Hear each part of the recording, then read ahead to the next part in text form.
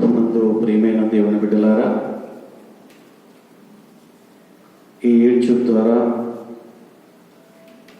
ఈ పరిశుద్ధ దినపు ఆరాధనలో ఏకీభవిస్తున్న మీ అందరికీ ప్రభువును రక్షకుడైన యేసుక్రీస్తు వారి ప్రశస్త నామములో మా శుభములు వందనాలు తెలియపరుస్తూ ఉన్నాము. మీ స్థలాల్లో వచ్చి కూర్చున్నట్లయితే ప్రార్థన చేసుకుని ఆరాధనను ప్రారంభించుకుందాం. కళ్ళు మూసుకున్నట్లయితే ప్రార్థన చేద్దాం. కృపగల మా తండ్రి, ఈ శ్రేష్టమైన పరిశుద్ధ దినము నాయన, సమాజంగా మేము ఒక చోట కూడుకోనే పరిస్థితులు లేకపోయినప్పటికీ నాయన, ఇలాగున తండ్రి మీరు ఇచ్చిన ఈ కృపలో మా గృహాలలో ఈ విధముగా కూడి నిన్ను ఆరాధించడానికి మీరు చూపుతున్న కృప కొరకే స్తోత్రాలు. పాటలు పాడుతుండగా మంచి స్వరమనివ్వండి. మీ దాసుని నీ పక్షముగా నిలబడినప్పుడు మీ దాసుని అభిషేకించి మీ దాసుని ముఖాంతరములో నుంచి మీరు మాతో మాట్లాడి మీ నామానికి మహిమను తెచ్చుకునమంటూ ఈ కార్యక్రమంలో ఏకీభవిస్తున్న ప్రతి బిడ్డను బలపరచండి, సిద్ధపరచమంటూ ఈ కార్యక్రమం నీకు మహిమకరంగా మాకు దీవెనకరంగా జరిగించమంటూ సమస్త ఘనత మహిమ ప్రభావాలు మీ నామానికి ఆరోపిస్తూ యేసయ్య ఉన్నత నామములో ప్రార్థిస్తున్నాము తండ్రి, ఆమేన్. ప్రియులారా, ఈ శ్రేష్టమైన సమయంలో దేవుని నామాన్ని మహిమ పొందుదాం. పాస్టర్ గారు వచ్చి పాట పాడుతూ ఉండగా మనందరం కూడా మన ఉన్న స్థలాల్లో కూర్చుని చప్పట్లు కొడుతూ ఏకీభవిస్తూ మనం కూడా కలిసి పాడుతూ ప్రభుని ఆరాధన చేద్దాం. ఈ సమయాన్ని పాస్టర్ గారికి ఇస్తున్నాం. దేవునికి స్తోత్రాలు. మీ అందరికీ నా వందనాలు. ఈ ఉదయకాల ఆరాధనలో మనందరం కలిసి దేవుని మహిమ పరుస్తాం. పాటలు పాడుచు. యెహోవా నాకు వెలుగాయే, యెహోవా నాకు రక్షణయే, యెహోవా నాకు వెలుగాయే, యెహోవా నాకు రక్షణయే, నా ప్రాణదుర్గమయే, నేను ఎవరికి అన్నడు భయపడను, నేను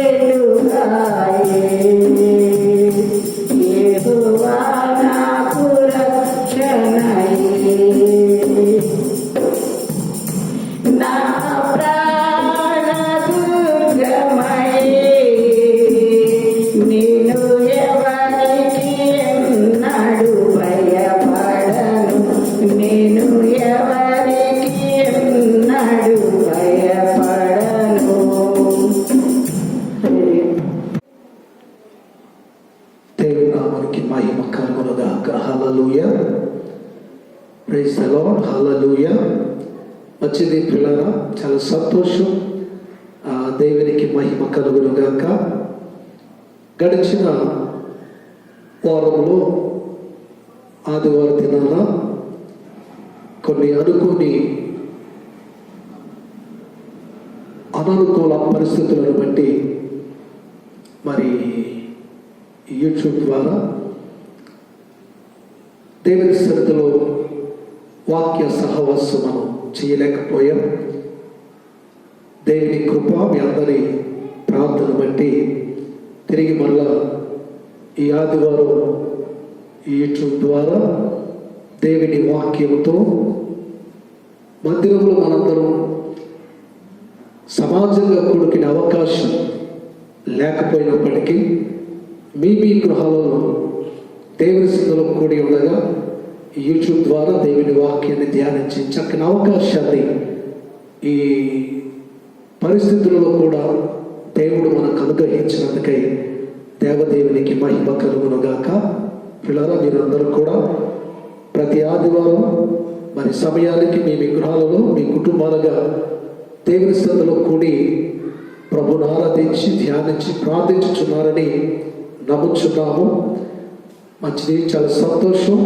మరి ఈ సమయంలో కూడా మీరందరూ మీ గృహాలలో దేవుని సన్నిధిలో మీ కుటుంబాలుగా కూడి వచ్చారని నమ్ముచున్నాను. దయచేసి ఇంకెవరన్నా ఎక్కడన్నా ఉన్నట్లయితే పనులలో త్వరగా ముగించి పక్కన పెట్టుకుని త్వరపడి కుటుంబాలుగా ఎవరు మిస్ కాకుండా అందరూ దేవుని సన్నిధిలో కూడి రావాలని ప్రేమతో మనవి చేస్తున్నాను. మంచిది, ఇంతవరకు పాడేమో, ప్రభుని స్తుతించాం, చాలా సంతోషం. దేవునికి మహిమ. మరి సమయంలో దేవుని వాక్యాన్ని మనం ధ్యానం చేయబోతూ ఉన్నాం కాబట్టి పిల్లరా, అందుకు ముందుగా చిన్న ప్రార్థన చేసుకుందాం. దయచేసి మనందరం తల వచ్చి కళ్ళు మూసుకున్నట్లయితే ప్రార్థన చేసుకుందాం. స్తోత్రం, స్తోత్రం, స్తోత్రం, స్తోత్రం, స్తోత్రం, స్తోత్రం. హల్లెలూయా, హల్లెలూయా, హల్లెలూయా, హల్లెలూయా. Thank you, Jesus. Thank you, Lord. Thank you, my Father. Lord of Jesus, glory to Lord. Mighty God, మహిమగల దేవ, సజీవుడా, సర్వోన్నతుడా, సర్వశక్తి గల దేవ, మీకే మహిమ కలుగునుగాక. మిక్కిలి కృపగల తండ్రి, మీకే స్తుతులు కలుగునుగాక. మరొక్కసారి మీ నామములో ప్రార్థిస్తూ ఉన్నా. మీ మహాకృపా దయా కనికరాన్ని బట్టి నాయన లోకంలో పరిస్థితులు అనుకూలంగా లేకపోయినప్పటికీ అయ్యా, మేమందరం మీ సన్నిధిని కలిగి ఉండడానికి యూట్యూబ్ ద్వారా ఈ చక్కని అవకాశాన్ని మాకు ఇచ్చినందుకు మీకు వందనాలు చెల్లిస్తూ ఉన్నాం. అయినా బిడ్డలందరూ మీ సన్నిధిలో గృహాలలో కూడి వచ్చారు. అయ్యా, మేము మీ సన్నిధిలోకి వచ్చి ఉన్నాం. అయ్యా, అదే కాలం మీ సన్నిధి కొరకు స్తోత్ర. ఈ పరిశుద్ధ దిన ఆరాధన బట్టి నీకు వందనాలు. వారమంతా కాచినందుకు, సజీవులుగా వచ్చినందుకు వందనాలు.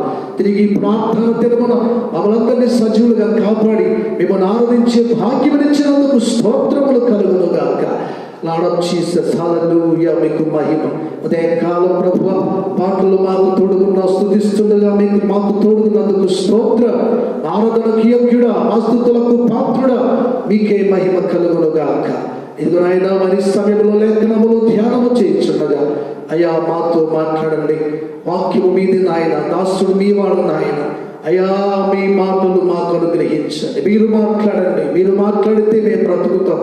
మీ మాటలు మమ్మల్ని అయ్యా దీవిస్తాయి. మీ మాటలు మాకు మేలు చేస్తాయి. అయ్యా, ఆదరిస్తాయి, నెమ్మదిస్తాయి, సమాధానం ఇస్తాయి. అయ్యా, మీ వాక్కు చేతనే కదా సమస్తమును కలిగించిన దేవుడు. అయ్యా, మీకే మహిమ కలుగునుగాక. తండ్రి, ఉదయకాలం మీ వాక్కు ద్వారా మాతో మాట్లాడి దర్శించి మమ్మల్ని బలపరిచి మీ దీవులకు పాత్రలుగా చేయమని యేసు క్రీస్తు నామములో ప్రార్థించి వేడుకుంటున్నాము తండ్రి, ఆమేన్. మంచిది పిల్లరా, దేవునికి మహిమ కలుగునుగాక. మరి ఈ సమయంలో దేవుని వాక్యాన్ని మనం ధ్యానం చేస్తాం. దయచేసి గమనించినట్లయితే మనందరం కూడా పరిశుద్ధ గ్రంథాన్ని తీసుకుందాం. ప్రతి ఒక్కరు కూడా ప్రతి వారు పరిశుద్ధ గ్రంథాన్ని తీసి చూడాలి. దేవుని వాక్యాన్ని చదువుతుండగా శ్రద్ధగా వినాలి. దయచేసి ధ్యానించేటప్పుడు కూడా శ్రద్ధతో దేవుని మాటలు మనం విందాం. మంచిది. గమనించినట్లయితే దేవుని పరిశుద్ధ గ్రంథంలో నుండి యోనా గ్రంథంలో నుంచి కొన్ని మాటలు మనం చదువుకుందాం. మొదటి అధ్యాయంలో ఈ మాటలు చదువుకుందాం. యెహోవా వాక్కు అమిత్తయి కుమారుడైన యోనాకు ప్రత్యక్షమై ఇలాగూ సెలవించాడు. నినివే పట్టణస్థుల దోషము నా దృష్టికి ఘోరమాయను గనుక నీవు లేచి నినివే మహాపట్టణమునకు పోయి దానికి దుర్గతి కలుగునని ప్రకటింపము. అయితే యెహోవా సన్నిధిలో నుండి తార్షీషు పట్టణమునకు పారిపోవాలని యోనా ఎప్పెకు పోయి తార్షీషుకు పోవు ఒక ఓడను చూచి ప్రయాణమునకు కేవి ఇచ్చి యెహోవా సన్నిధి నిలువక ఓడవారితో కూడి తార్షీషునకు పారిపోటకు ఓడ ఎక్కెను. అయితే యెహోవా సముద్రము మీద పెద్ద గాలి పుట్టింపగా సముద్రమందు గొప్ప తుఫాను రేగి ఓడ బదలైపోవు గతి వచ్చెను. కాబట్టి నావికులు భయపడి ప్రతి వాడును తన దేవతను ప్రార్థించి ఓడ చులకన చేయుటకై అందులోని సరుకులను సముద్రములో పారవేసిరి. అప్పటికి యోనా ఓడ దిగువ భాగమునకు పోయి పండుకొని గాఢ నిద్రపోయి ఉండేది. అప్పుడు ఓడ నాయకుడు అతని యొద్దకు వచ్చి, ఓయి నిద్రపోతా, నీకేమి వచ్చినది? లేచి నీ దేవుని ప్రార్థించుము, మనము చావకుండా ఆ దేవుడు మన యందు కనికరించునేమో అనెను. దేవుడు వాక్య భాగమును మనందరి కొరకై దీవించి ఆశీర్వదించునుగాక. పిల్లారా, గమనించినట్లయితే ఈ యోనా గురించి మనందరికీ కూడా తెలిసినటువంటి విషయమే. అయితే ఈ వాక్య భాగములో ప్రాముఖ్యమైనటువంటి అంశం భయంకరమైనటువంటి తుఫానులో చిక్కుకున్నటువంటి ఓడ ప్రయాణికులు ఏ విధంగా వారు సురక్షితంగా వారి గమ్యాలకి చేరగలిగారు అనేటువంటిది ప్రాముఖ్యమైన అంశం.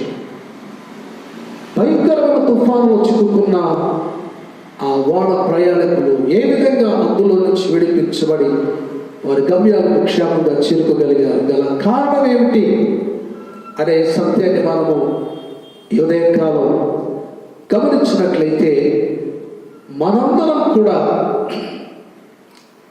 ఈ లోక జీవితంలో యాత్రికులము, ప్రయాణికులము, పరదేశులు. ఈ లోకంలో నుంచి మనం కూడా ఒక ప్రయాణం చేస్తున్నాం. మన ప్రయాణం ఎక్కడికంటే దేవుడు మన కొరకు వాగ్దానం చేసినటువంటి పరలోక రాజ్యం. ఎందుకంటే మన స్వదేశం అదే. ఎప్పటికీ శాశ్వత కాలం ఆ దేవునితో కలిసి యుగయుగాలు క్షేమము కలిగి, నెమ్మది కలిగి, సంతోష సమాధానాలు కలిగి నిత్యము ఆనందిస్తూ యుగయుగాలు ఆయనతో జీవించే జీవితం అక్కడే మనకున్నది. ఈ లోకంలోకి మనం కేవలం ఒక యాత్రికులుగా, ప్రయాణికులుగా, పరదేశులుగా మనం వచ్చాం. అయితే ఈ లోక జీవితంలో అనేక రకాల భయంకరమైన పరిస్థితుల నుండి మనం మన ప్రయాణాన్ని కొనసాగించి మన గమ్యస్థానానికి చేరవలసి ఉంది.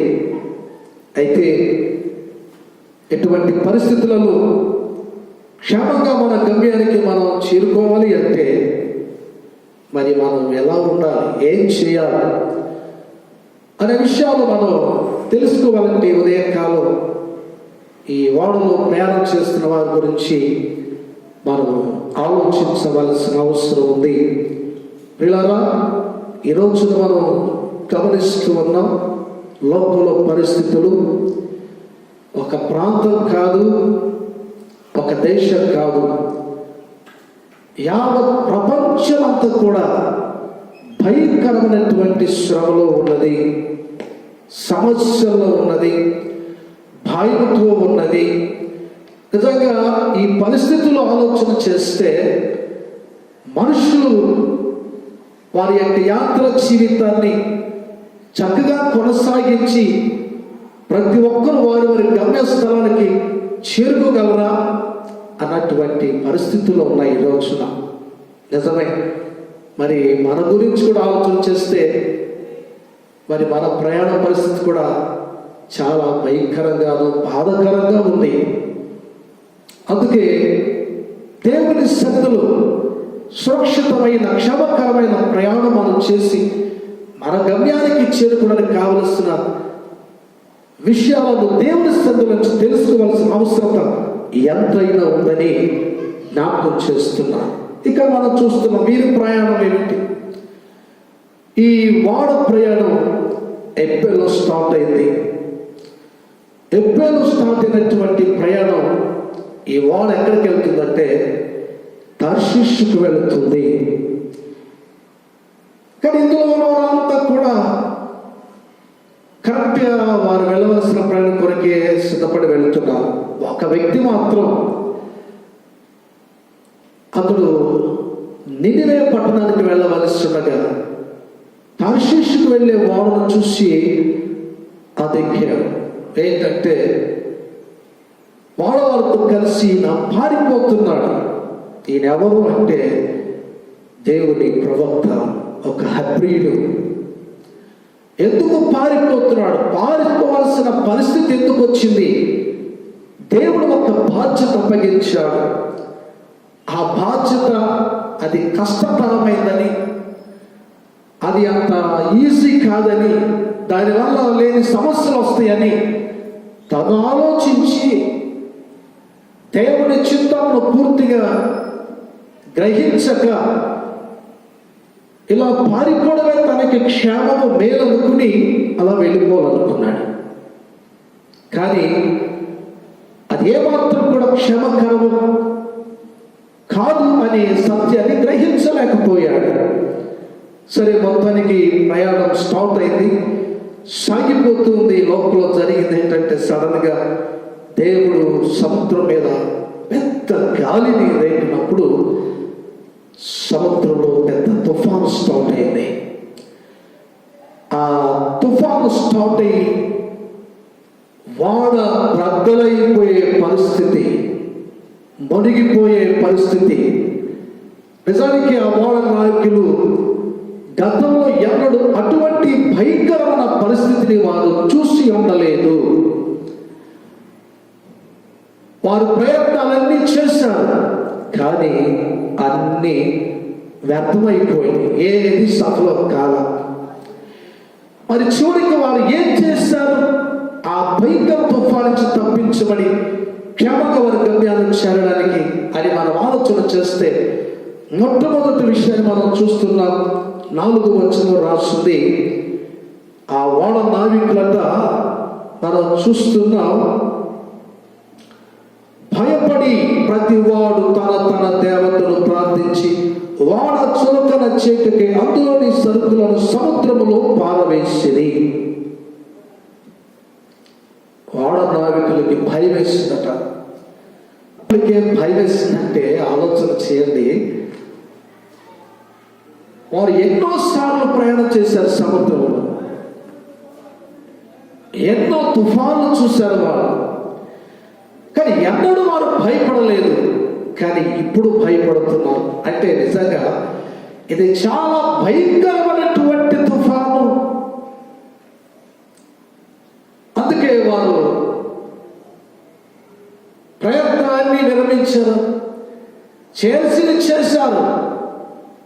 వారికి భయం స్నేహించారు, అర్థం కాలేదు. వెంటనే ఓడలో ఉన్న వారికి ఒక అనౌన్స్మెంట్ చేస్తున్నారు. ఏంటి అనౌన్స్మెంట్ అంటే, మీరందరూ ఎవరి దేవతలకు వాళ్ళు ప్రార్థన చేయండి. వారు చేసిన ప్రయత్నం ఏంటంటే, ఆలోచన ఈ తుఫాన్ల నుంచి బయటపడాలంటే మనుషులతో అయ్యేది కాదు, దేవుడే చెయ్యాలి. వాళ్ళకి అర్థమైపోయింది పరిస్థితి, సిచ్యువేషన్. అందుకే వారు ఏం చేశారంటే, ఎవరు దేవతల వాళ్ళు ప్రార్థన చేయండి అని చెప్పారు. ఇంకంతా భయం వేసి అందరూ ఎవరు దేవతలకు వాళ్ళు ప్రార్థన చేస్తున్నారు. ఈ లోపల వీరు వాడను తేలిక చేయడానికి, మునిగిపోకుండా ఉండడానికి అందులో ఉన్న విలువైన సరుకులన్నీ సముద్రంలో పడేస్తున్నారు. నిజానికి వాడ నావికుల బాధ్యత ఏమిటంటే అందులో ఉన్న మనుషులు కానీ వస్తువులు కానీ సమస్తాన్ని క్షేమంగా వారి గమ్యస్థానానికి చేర్చడం వారి బాధ్యత. కానీ వారి వల్ల కాలేదు. అందుకే చేతులు ఎత్తేసారు, అంటున్నారు కదా, మేము దేవుడికి ప్రార్థన చేయండి. తర్వాత ఓడ నావికులు అప్పటికే యోన ఓడ అడుగులోకి వెళ్ళిపోయి పడుకొని గాఢ నిద్రలో ఉన్నాడు. అది చూసిన వెంటనే ఓడ నాయకుడికి కోపం వచ్చింది, బాధ కలిగింది. ఎందుకంటే అందరేమో భయపడుతున్నారు, ప్రాణ భయంతో ఉన్నారు. ఎలా దేవుడా మేము బ్రతికేది, ఎటు మార్గం లేదు. ఈయన మాత్రం సంబంధం లేకుండా హాయిగా నిద్రపోతున్నాడు. అందుకే అన్నాడు, ఓయి నిద్రపోతా, ఏమొచ్చింది నీకు?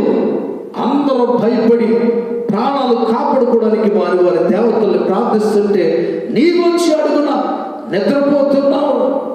లే, వెళ్ళు, నీవు కూడా నీ దేవునికి ప్రార్థించు. ఒకవేళ మనం చనిపోకుండా బ్రతుకున్నట్లుగా దేవుడు కనికరిస్తాడేమో. మొదట నావికులు అందులోంచి బయటపడడానికి చేసినటువంటి ప్రయత్నం, వారి ప్రయత్నాలు వ్యర్థమని అర్థమైపోయింది. ఈ ప్రయత్నం ఏమిటంటే దేవుడు అనేటువంటి ఆలోచన. ప్రార్థన చేయమంటున్నా. నిజమే, ఈ రోజున ప్రార్థన చేస్తే ప్రార్థనకు అసాధ్యమనేది లేదు పిల్లారా. సమస్తము సాధ్యమే ప్రార్థన ద్వారా. ప్రార్థించినప్పుడు ఎటువంటి శ్రమ అయినా, ఎటువంటి సమస్య అయినా, ఎటువంటి కష్టమైనా తప్పకుండా విడిపించబడతాం. ప్రార్థన లేకపోతే మాత్రం కష్టమే. కనుక నేను అనుకుంటాను, ఈ రోజున ఈ సమయం మనకి ఎందుకు దేవుడు ఇచ్చాడంటే మనందరం ప్రార్థన చేయడానికే. ప్రార్థన పరిస్థితులు మారుస్తుంది, సమస్యలు విడిపిస్తుంది, సహాయం ఇస్తుంది, కాపాడుతుంది. ప్రార్థన ద్వారా ఏదైనా చేయగలం. ప్రార్థన లేకపోతే ఏమీ చేయలేం. కనుక ఈ సత్యం ఎరిగి నాటి పరిస్థితులు బట్టి ప్రతి ఒక్కరూ కూడా ప్రార్థించవలసిన అవసరం ఉందని మరి వాడ నాయకులు చెబుతున్న మాటలు బట్టి మనం గమనిస్తూ ఉన్నాం. వారికే ఈ ఆలోచన వచ్చిందంటే ఒక దేవుడి బిడ్డలుగా మరి మనకెంత ఆలోచన ఉండాలి. రెండో విషయం ఏంటంటే దేవుని మీద నమ్మకం. ఆ ఓడ నాయకుడు చెప్తున్నాడు, యోనాతో అంటున్నాడు, వెళ్ళి నీ దేవునికి ప్రార్థన చేయి. ఒకవేళ దేవుడు మనం చనిపోకుండా మనం కనికరిస్తాడేమో, బ్రతికిస్తాడేమో అంటే నమ్మకం. నిజమే. రెండోది, అందులో నుంచి బయటపడడానికి ఒక కారణం ఏంటంటే విశ్వాసం. నమ్మకం అనేది ఉండాలి దేవుని బిడ్డలకి. నమ్మకం లేకపోతే ఏది జరగదు. ప్రార్థించినంత మాత్రం నమ్మకం లేకపోతే మాత్రం ఏది చేయలేదు. బైబిల్ అంటుంది కదా, దేవుని ఎందుకు వచ్చేవాడు ఆయన ఉన్నాడని, అడుగు వారికి ఫలము దయచేవాడని నమ్మగలను కదా. నిజమే. ప్రభు అన్నాడు, మీలో ఆవగింజంత విశ్వాసం ఉంటే చాలు. ఆ కమల చెట్టు వెళ్ళి అక్కడ పడమంటే పడుతుంది, ఆ కొండల్ని సొంత పడమంటే పడుతుంది. ఆవగింజంత విశ్వాసం. నిజమే. ఈనాటి కాల పరిస్థితులలో మనమందరం దేవుని యందు విశ్వాసం కలిగిన వారమై ఈనాటి పరిస్థితుల నుంచి మనం విడిపించబడి మన ఆత్మీయ ప్రయాణంలో క్షేమంగా ముందుకు వెళ్ళి మన గమ్యానికి చేరుకోవడానికి తప్పకుండా విశ్వాసంతో ప్రార్థించవలసిన వారిగా ఉన్నాం. మూడో విషయాన్ని కూడా జ్ఞాపకం చేస్తాను. మూడో విషయం మనం చూసినట్లయితే పిల్లలు ఇక్కడ మనం చూస్తూ ఉన్నాం. అదే యోనా గ్రంథం 1:7 అంతలో వాడవారు ఎవరిని బట్టి ఇంత కీడు మనకు సంభవించినది తెలుసుకున్నట్టుకే మనము చీట్లు వేయదము. రెండని ఒకరితో ఒకడు చెప్పుకొని చీట్లు వేయగా చీటి యోన మీదికి వచ్చెను. దేవునికి మహిమ కలుగును గాక. మూడోది వారు ఏం చేశారు అంటే దేవుని మీద కాస్త నమ్మకం పెట్టారు, ప్రార్థన చేస్తున్నారు, అయినా తుఫాను ఆగట్లేదు. అప్పుడు వారు చేసిన మరొక పని ఏమిటి? మూడో విషయం ఏమిటంటే, అసలు ఎందుకు ఇలా జరుగుతుంది, ఇలా జరగడానికి కారణం ఏమిటి? ఈ ఓడలో ఉన్న వాళ్ళు ఎవరిని బట్టున్నా ఇది జరుగుతుందా, లేకపోతే ఇంత భయంకర విపత్తు ఎప్పుడూ చూడలేదు, ఇప్పుడు ఎందుకు వచ్చింది అని వారు చీట్లు వేసి తెలుసుకుందాం అని చీట్లు వేస్తారట. అందరి పేరు రాసి, అయితే చీట్ ఎవరి పేరు మీద వచ్చిందంటే యోనా పేరు మీద వచ్చింది. అంటే వాళ్ళు ఏం చేస్తారంటే పరీక్షించుకుంటున్నారు, ఎందుకు ఈ భయంకర విపత్తు, ఎందుకు ఈ భయంకరటువంటి శ్రమ, ఎందుకు ఈ భయంకర తుఫాను అని చెప్పేసి పరీక్షించుకుంటున్నారు. నిజమే, మన ఆత్మీయ జీవితంలో కూడా మనం కొన్నిసార్లు పరిస్థితులు విషమిస్తున్నప్పుడు, సమాధానం లేనప్పుడు, సమస్యలు పెరుగుతున్నప్పుడు మనం కూడా చేయవలసిన మరొక బాధ్యత ఏంటంటే దేవుని మీద నమ్మకం ఉంచాలి, ప్రార్థన చేయాలి. అంత మాత్రమే కాదు కానీ వాళ్ళని పరీక్షించుకోవాల్సిన అవసరం కూడా ఉంది. ఏమో ఒకవేళ నా జీవితంలో దేవునికి విరుద్ధమైంది, ఆయాసకరమైంది, ఇష్టం లేనిది, దేవునికి కష్టమైంది ఏదన్నా ఉందా అని పరీక్షించుకోవాల్సిన అవసరం ఉంది. చాలాసార్లు మనం దేవుని మీద నమ్మకం పెడతాం, ప్రార్థన చేస్తాం, కానీ మనల్ని పరీక్షించుకో దేవుని సన్నిధిలో. అందుకే ఎంత ప్రార్థన చేసినా జవాబు రావట్లేదు, ఎంత నమ్మకం పెట్టినా ఏం జరగట్లేదు అని చెప్పేసి మనం విసిగిపోతూ ఉంటాం, దేవుడు నిలబడలేకపోతూ ఉంటాం, తొలగిపోతూ ఉంటాం, కదిలిపోతూ ఉంటాం, ఇంకా దేవునికి విరుద్ధమని చేస్తూ ఉంటాం. బైబిల్ గ్రంథంలో సౌలు రాజు జీవితంలో కూడా అదే జరిగింది. ఆయన జీవితంలో ఒక శ్రమ వచ్చింది, దేశం మీదకి యుద్ధం వచ్చింది, ఇశ్రాయేలు దేశానికి రాజుగా ఉన్నప్పుడు. అయితే ఆ శ్రమలో తను కూడా దేవుని దగ్గరికి వెళ్ళాడు, దేవుని సన్నిధిలో ప్రార్థించాడు, ప్రియమైన దేవుని బిడ్డలను నమ్మకం పెట్టాడు. కానీ ఒకటేంటంటే జవాబు రాలేదు, సమస్య పెరుగుతుంది, సమాధానం రావట్లేదు. అప్పుడు తను చేయవలసింది ఏంటంటే, కారణం ఏమిటి, ఎందుకు జవాబు లేదు, మాట్లాడే దేవుడు ఎందుకు మాట్లాడతలేదు, సమాధానకర్త ఎందుకు సమాధానం ఇవ్వడం లేదు అని ఆయన ఆలోచించకుండా, ఒకవేళ నా జీవితంలో దేవునికి యుద్ధమైన ఉందా అని పరీక్షించుకోలేదు. కానీ వెంటనే అక్కడి నుంచి కదిలిపోయి దేవునికి విరుద్ధమైన ఇంకా చేశాడు. అందువల్ల సమాధానం రాదు, కానీ సమస్యల్లో మునిగిపోయాడు, నశించిపోయాడు. కాబట్టి ప్రియమైన దేవుని బిడ్డలారా, మూడోది మనం పరీక్షించుకోవాల్సిన అవసరం ఉంది. మనుషులు లోపల ఉన్న కొన్నిసార్లు ఒకవేళ తప్పిపోతుండొచ్చు, ఏదైనా మాట వల్ల, చూపు వల్ల, నడక వల్ల, క్రియ వల్ల, తలంపులు, ఆలోచన, ఉద్దేశాలు, ఇంకేదైనా విషయాల్లో మోకరించి ప్రభువా నా జీవితంలో మీకు ఆయాసకర ఏదైనా ఉందా, దయచేసి నాతో మాట్లాడి అని చెప్పేసి కనుక దేవుడితో ఖచ్చితంగా దేవుడు మాట్లాడతాడు, బయలుపరుస్తాడు, మాట్లాడే దేవుడు. కాబట్టి పరీక్షించుకోవాలి. నాలుగో విషయాన్ని జ్ఞాపకం చేస్తాను. నాలుగో విషయం కూడా ఆ తుఫాను నుంచి బయటపడి వర్గాన్ని క్షేమంగా చేరుకోవడం. నాలుగో విషయం ఏమిటంటే మనం చూస్తున్నాం, ప్రియమైన దేవుని బిడ్డలారా, ఇక్కడ దేవుని వాక్యం రాస్తుంది, 11వ వచనాన్ని చదువుతున్నాం. అప్పుడు వారు సముద్రం పోగొచ్చున్నది, తుఫాను అధికమగొచ్చున్నది, సముద్రం మా మీదకి రాకుండా నిమ్మలించినట్లు మేము నీకేమి చేయవలనని అతనిని అడుగగా. దేవునికి మహిమ కలుగునుగాక. మొదటిది ప్రార్థన, విశ్వాసము పరీక్షించుకునుట. పరీక్షించుకున్నప్పుడు వారికి తెలిసింది సమస్య ఎవరి వల్ల, ఎందువలనటువంటిది. అంతే. అప్పుడు వెంటనే వారు ఏం చేశారంటే, ప్రియమైన దేవుని బిడ్డలారా, ఏం చేయాలి, ఇప్పుడు కర్తవ్యం ఏమిటి? నమ్మారు, ప్రార్థించారు, పరీక్షించుకున్నారు, సమస్య అర్థమైంది, అంతటితో ఆగిపోలేదు. కానీ నెక్స్ట్ కర్తవ్యం ఏమిటి, ఇప్పుడు ఏం చేయాలి, ఏం చేస్తే ఈ సమస్య నుంచి బయటపడతాం? మనం చేయవలసింది కూడా అదే. ప్రార్థిస్తున్నాం, దేవుడు నమ్ముతున్నాం, పరీక్షించుకున్నాం, దేవుడు మాట్లాడాడు, మన బలహీనత లోపాలు దేవుడు తెలియజేశాడు. అప్పుడు మనం చేసింది ఏంటంటే, మనం ఏం చేయాలి, ఏం చేస్తే ఆ సమస్య పోతుంది, ఆ ప్రాబ్లం నుంచి బయటపడతాం, మనకు ఏమైనా క్షేమంగా వెళ్ళగలుగుతాం. ఆలోచించాలి. నెక్స్ట్ కర్తవ్యం తెలుసుకోవాలి. చాలాసార్లు చాలామంది ఇదే చేయలేకపోతున్నారు, 3 చేస్తున్నారు కానీ 4వది నెక్స్ట్ ఇప్పుడు ఏం చేయాలి అని ఆలోచన లేదా. ఏం చేయాలని ఆలోచన కనుక నీకు వస్తే చేయవలసింది దేవుడు చెప్తాడు, అది చేస్తే తప్పకుండా బయటపడతాం, విడిపించబడతాం, దేవుడు కార్యం చేస్తాడు. ఈ ప్రేక్షక ముందుకు సాగిపోతుంది, పరిస్థితులు మారుతాయి.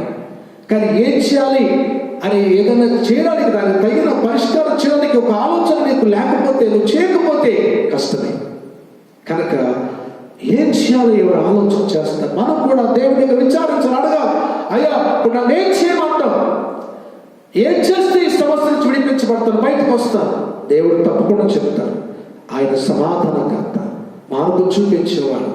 అయితే యోనా చెప్పాడు ఏమిటంటే, ఒకటే, నేను నా వల్లే వచ్చింది కాబట్టి మీరందరూ క్షేమం నుండి బాగుండాలంటే నన్ను తీసుకెళ్లి సముద్రంలో ఎత్తేసింది. నా వల్ల జరిగింది, నేను పలానా వ్యక్తిని, పలానా సేవకుడిని, నేను నన్ను నినివేకి వెళ్ళమంటే తార్షీషుకు పారిపోతున్నా, కాబట్టి ఇది నా వల్ల కనుక మీరు ఇది చేస్తే మీకు క్షేమం అని చెప్పాడు. అయినా వారు భయపడి ఇంకేం దొరుకుతుందని చెప్పేసి చేయలేకపోయారు. ఇంకా వాళ్ళు ఏదో ప్రయత్నాలు చేశారు. కానీ చివరికి చేసేది లేక 5వ విషయాన్ని జ్ఞాపకం చేస్తాను, 14వ వచనంలో.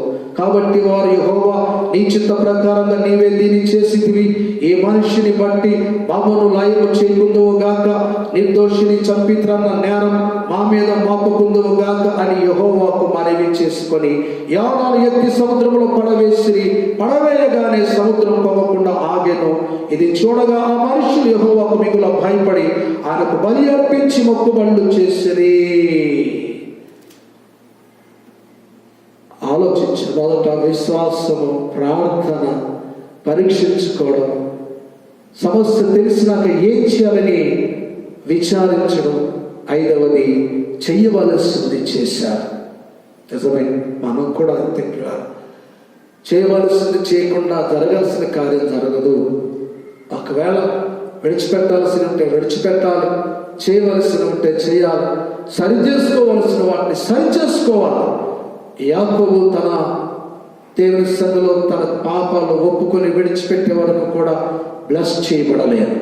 అలాగే మనం కూడా మనకున్న పరిస్థితి విడిపించబడి మన గమ్యం క్షేమంగా ముందుకు వెళ్ళాలంటే మనం కూడా తప్పకుండా దేవుడు మనతో మాట్లాడినప్పుడు, మనకు బయలుపరిచినప్పుడు మనం వాటిని సరి చేసుకోవాల్సిన అవసరం ఉంది. ఎవరు సరి చేసుకుంటారు? బైబిల్ ఉంటుంది కదా, అతిక్రమములు దాచిపెట్టేవాడు వర్ధిల్లడు, ఒప్పుకొని విడిచిపెట్టేవాడు కనికరించబడతాడు. నిజమే, మనం ఎప్పుడైతే ఒప్పుకొని విడిచిపెడతామో, సరి చేసుకుంటామో, వాక్యం చెబుతుంది దేవుని కనికరం దిగి వస్తుంది. అంతే పిల్లరా, అద్భుతం. ఎప్పుడైతే వారు దేవునికి ప్రార్థన చేశారు, అయ్యా నిరపరాధిని చంపిన మా మీదకి రాని అయ్యా, ఇదిగో నీ వలన జరిగింది, ఈ వ్యక్తి చేసిన దాన్ని బట్టి జరిగింది, కాబట్టి ఇతని గురించి నీవే చూసుకయ్యా, మాకు సంబంధం లేదని చెప్పి తీసుకెళ్లి సముద్రం ఎత్తేశారు. అద్భుతం ఏంటంటే దెబ్బగా ఆగిపోయి తుఫాన్. వారు ఇంకా భయపడిపోయి వారు దేవునికి మొక్కుబడి చేశారట, బలర్పించారట. ఎంత ఆశ్చర్యం పిల్లల! అన్యులు దేవుని మహిమను చూడగలిగారు ఈ విధంగా చేసి. నిజమే, మరి అన్యుల విధంగా దేవుని మహిమ చూస్తే మరి మనం రెండో విషయం జ్ఞాపకం చేస్తే, ఆ విషయం ఏంటంటే యోనా యొక్క త్యాగం చాలా గొప్పది. నిజంగా యోనా తప్పు చేశాడు, పారిపోతున్నాడు, దేవునికి విరుద్ధమైనవి చేశాడు. కానీ తన ద్వారా వాడకి నష్టం, తన ద్వారా ఎంతోమంది చనిపోతున్న సంగతి తెలిసినప్పుడు, నేను చనిపోయినా పర్వాలేదు కానీ నన్ను బట్టి మరొకరు నశించిపోకూడదు అని గ్రహించిన యోనా అన్నాడు, నన్ను సముద్రంలో ఎత్తేయండి.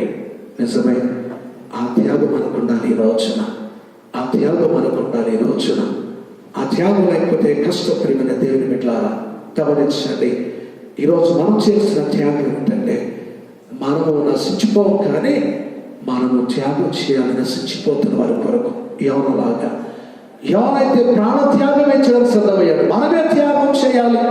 బైబిల్ చెప్తా ఉంది, లేఖనం చెప్తా ఉంది. ప్రియమైన దేవుని బిడ్డలారా, ఈ కాలంలో ఉన్న పరిస్థితులు బట్టి ప్రపంచం కొరకు ఉపవాసం ఉండి, సమయాన్ని ఇచ్చి, రాత్రి కన్నీళ్లు కార్చి, ఆ రాత్రి పూట జాగరణ చేసి దేవుని సన్నిధిలో మనం ప్రార్థించవలసిన అవసరం ఉంది. కనీస విధానం చేయాలి. రెండో విషయం జ్ఞాపకం చేస్తే, మన త్యాగం ఈనాటి పరిస్థితుల్లో చాలా మంది ఇబ్బందులతో బాధపడుతున్నారు. మన కలిగిన వారిలో అటువంటి వారికి సహాయం చేయవలసిన అవసరం కూడా ఉంది. ఎందుకంటే నిన్ను వారిని ఎప్పుడు వారిని ప్రేమించమని బైబిల్ చెప్తా ఉంది. కాబట్టి అంతకు మించిన మరొకటి లేదు. కనుక ప్రియమైన దేవుని బిడ్డలారా, ఈ రోజు మన కర్తవ్యం, మనం చేయవలసినవి జ్ఞాపకం చేసుకుందాం. దేవుడు కార్యం చేస్తాడు, తప్పకుండా మనం విడిపిస్తాం, మన గమ్యం క్షేమ నడిపిస్తాం. కింద మనం చూస్తే యాన సముద్రం ఎత్తేసారు, యాన చనిపోలేదు. యాన కోసం దేవుడు ఒక చాప కనిపించాడు తిమింగలానికి. అది వచ్చి మిగిలింది. 3 దినాలు చాప గడుపులో ఉన్నాడు. మళ్ళీ 3 రోజు దేవుడు ఎక్కడ పంపించాలనుకున్నా అక్కడికి దేవుడు తీసుకెళ్ళాడు. ఆ తర్వాత యోన దేవుడు అప్పగించిన పనిని నెరవేర్చాడు. తర్వాత ఆ పట్టణంలో దేవుని గొప్ప కార్యం చేశాడు. నశించుకోవాల్సిన పట్టణాలు కూడా దేవుడు రక్షించాడు. నిజమే. మరి ఈనాడు మన ప్రయాణంలో మనం ఈ భయంకర పరిస్థితుల నుంచి క్షేమంగా ముందుకు వెళ్ళాలంటే 6 విషయాలు జ్ఞాపకం చేశాను. 1, ప్రార్థన, విశ్వాసం, పరీక్షించుకుంటా, ఏమి చేయాలో తెలుసుకుంటా, చేయవలసిన వాటిని చేయట, త్యాగపూరితమైన మనసు కలిగి ఉండట. ఇటువంటి ఆ జీవితం మనం కలిగి ఉంటే దేవుడు ఈరోజు మనల్ని విడిచిపెట్టడం, విడిపిస్తాడు, తప్పిస్తాడు, కాపాడుతాడు, రక్షిస్తాడు. మనలే కాదు, మనతోటి మనందరినీ కూడా. ఈరోజు నా ప్రపంచ పరిస్థితులు మనం చూస్తాం, చాలా భయంకరంగా ఉన్నాయి. ఎంతైనా మనంతో ప్రార్థించవలసిన అవసరం ఉంది. అటువంటి కృప దేవుడు మనందరికీ దయచేయనుగాక. దేవుడు ఈ బాధను దీవించునుగాక. ఆమేన్. దయచేసి తలలోంచి మోకరించినట్లయితే ప్రార్థన చేసుకుందాం. మహాగణుడు అయిన మా గొప్ప తండ్రి, మీ ఘననామానికి స్తోత్రం. మా ఎడల మీకున్న ప్రేమతో, దయతో మా కొరకు చేసిన ప్రతి మేలును బట్టి మీకు వందనాలు.